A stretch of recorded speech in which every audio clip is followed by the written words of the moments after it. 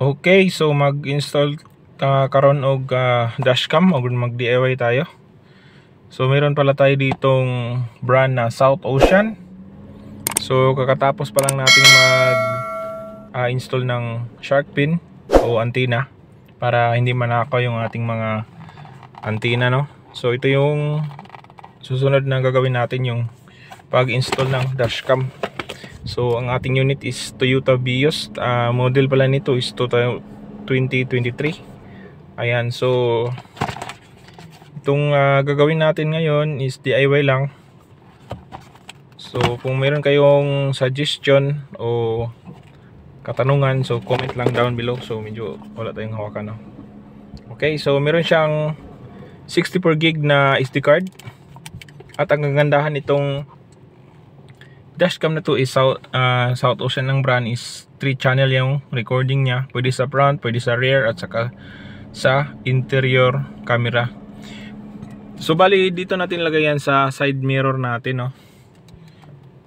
Okay, so ang rear naman is sa likod na ng plate number. So bali na dito natin padadaan natin sa gilid, at dito sa gilid papunta dito yan, at saka dito natin isasaksak. Ayan. So tips ko lang sa inyo, pag nag-install kayo ng dashcam, huwag kayong mag-tap o kahit saan, o anong tawag yan, yung panitan yung wire, o mag-tap kayo sa mga wiring dyan, mabubuid yung kanya warranty. So huwag kayong magtatap ng mga tapping ng mga wire dyan. Kailangan mas maganda dito lang, kasi hindi naman to tapping, kundi nagsaksak lang kayo dito sa 12 volts na lighter. And kung pwede, meron namang mabibili sa Shopee at saka sa Lazada o kahit sa local store nyo na lighter na tatlo yung, bali yung USB, o tatlo yung ganito, bali isang 3-way na siya, bali 3-way yung isang kuha ng lighter dito, tapos tatlo yung kuha niya. Merong mabibili yan sa online. So ayun, i-install natin to para protection na din natin to sa daan. Ayan, so napakagandang camera to. So ilagay ko lang sa link yung description kung saan ko to nabili, sa TikTok shop. At ayun, kaka-install pa lang natin ng shark fin para hindi rin manakaw yung antenna. So ito naman yung gagawin natin DIY ngayon. Okay, so tara, samahan nyo ako at i-install natin to ngayon. Yan, let's go. Okay, so ayan, meron pala tayo ditong nabili na pangangat dito sa mga plastic cover sa gilid. So nabili ko rin to sa online shop.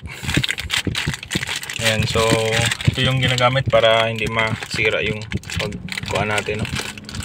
Hindi tayo gagamit ng mga matutulis na kutsilyo, kasi masira yung interior. So ito yung ginamit ko, ito yung binili ko. Ayan, teka lang, i-stop ko na muna yung camera.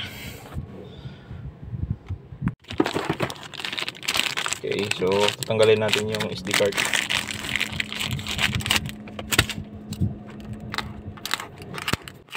Yung card.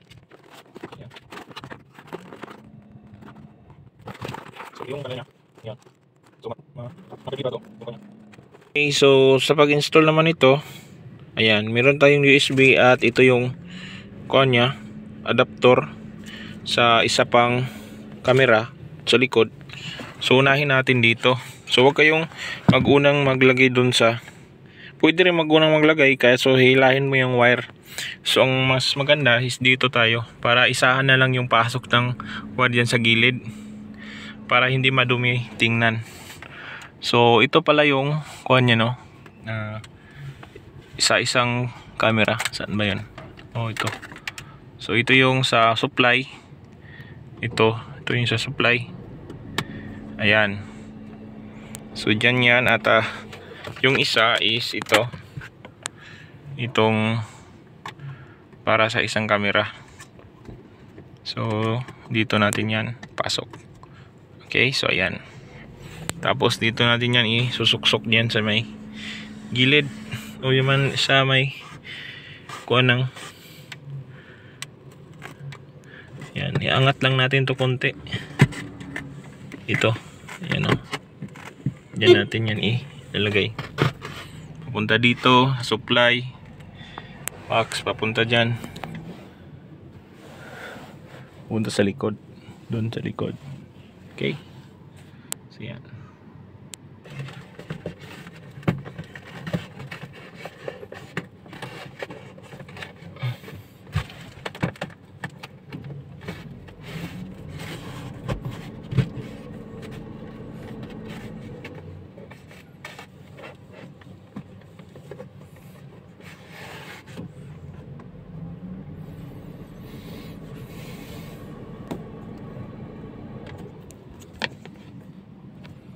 So yun, dito natin isusuksok yan.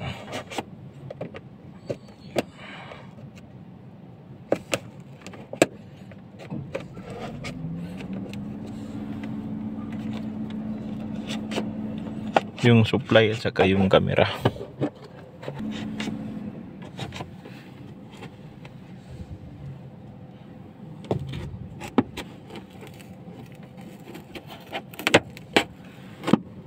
Ito na yon.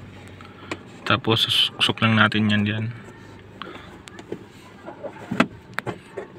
Gagamitan natin yung plastic mamaya para mapasok dito sa gilid. Ayan, pasok talaga siya sa ilalim. So dito na natin na ipadaan yung supply, no, papunta dito sa dito. Ayan, supply natin sa lighter. Tapos ito dito na lang natin padaan dito sa gilid, papunta dito at dito. Okay, so ayan. So ganyan lang naman kadali itong pag-install nito. Nasuksok na natin to dito sa gilid. Tapos meron kasi nakaharang dito na wall, no, sa labas. Hindi ako makalabas, so mamaya ko na lang siguro to ipipix dito sa likod, sa ilalim. Tapos padaan natin dyan papunta dito sa supply. Okay, so dito na tayo mag sunod sa dashcam sa likod. Yan, so diyan natin pa dadaan.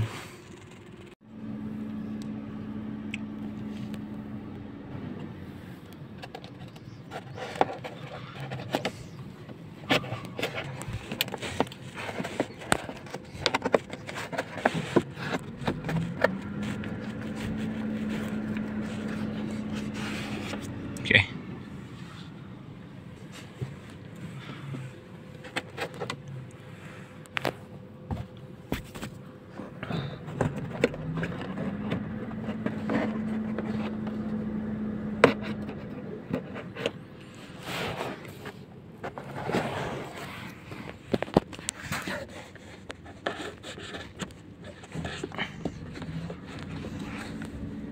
Okay, hanggang doon. So ito, pwede naman itong makuha. Ayun. So para doon lang sa labas magpasok nito. So yan.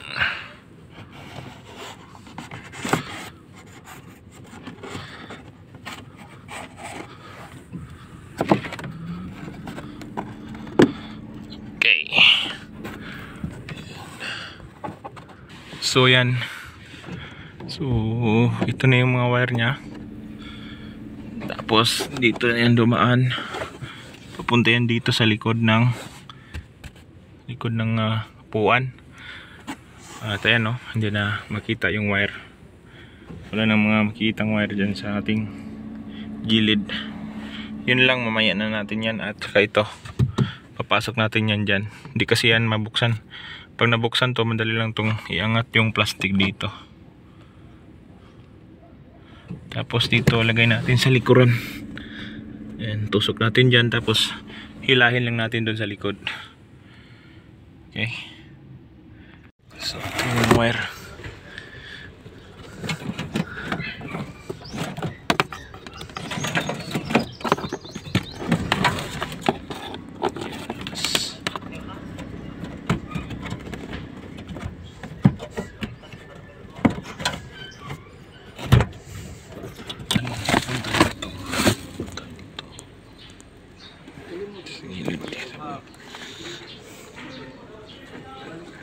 Cable tie.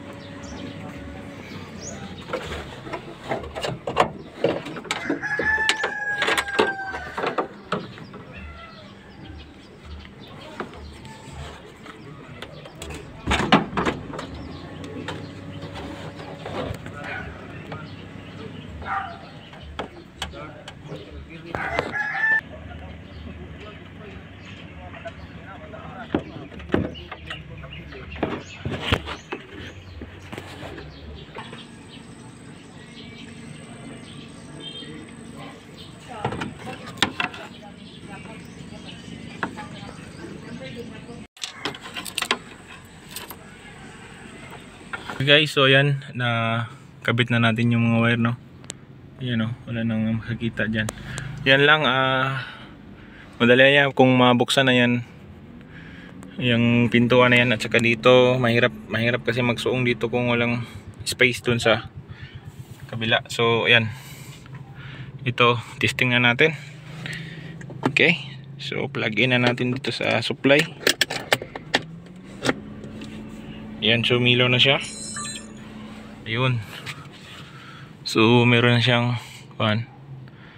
So SD card. Ayun.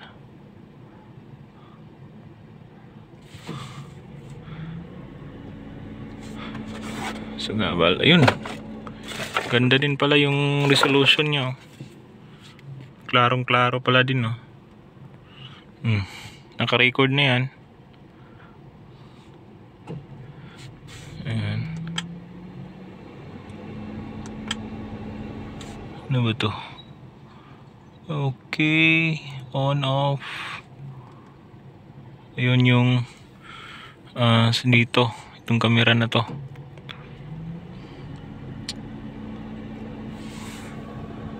Okay, so medyo naka-zoom lang. Uy, yun sa likod. Okay guys, so ayan, ito yung indication na nag-record na siya. Meron na siyang dito, no, time. Okay, so ayan, nagpitan lang natin to, itong camera sticker. So sa loob, ayan, meron siya ditong kulay din, no. Pwedeng mag-appear dito. Sa likod din. Ayan, sa loob, sa likod. Ayan. Maganda yung kuha niya, no, camera. So ayan lang muna. Ayan lang muna yung ma-share ko sa inyo about dito sa South Ocean na dashcam. So ayan, meron pa siyang G sensor, no.